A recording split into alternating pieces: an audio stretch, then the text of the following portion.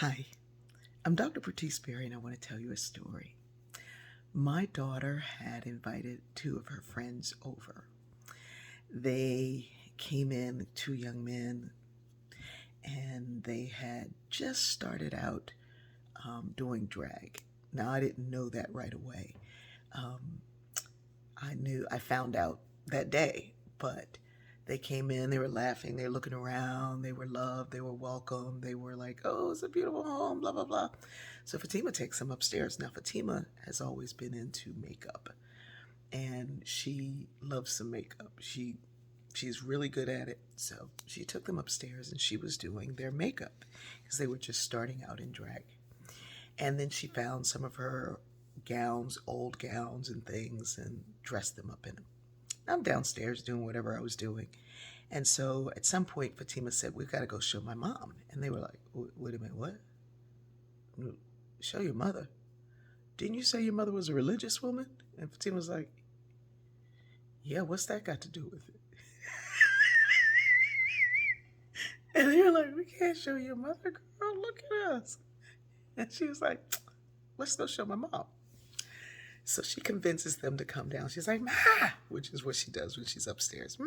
I'm like, what? She's like, we're coming down. I said, okay.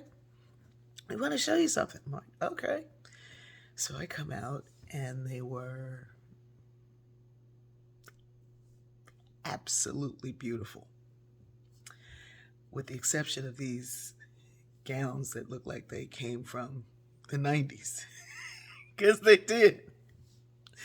So I said, hold on, I think I have some clothes that will do better.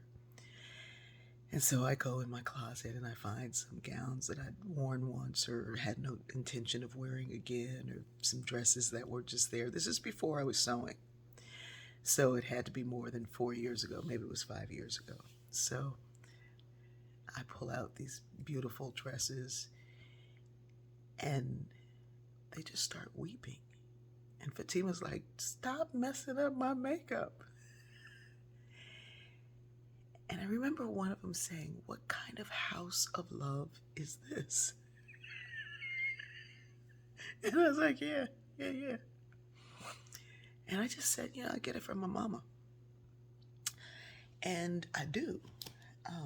This is my mom with two of what she called her sons. And she is tiny, but they are also giant. And she embraced love. She embraced people of every race along the entire continuum of sexuality. She embraced people of every socioeconomic background. She embraced people whoever felt like they didn't belong.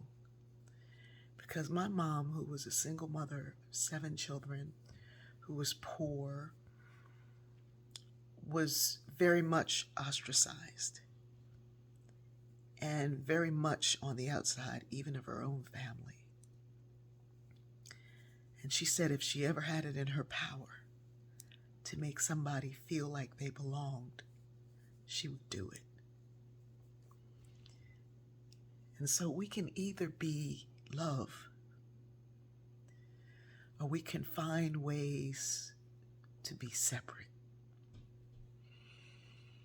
We can either be a representation of love, or we can lean into the fear that maybe there's not enough. There is no zero sum in God. There's enough love for all of us. And when we open our hearts, our homes, and our closets, and our kitchens to that love,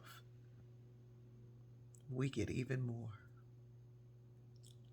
I love you.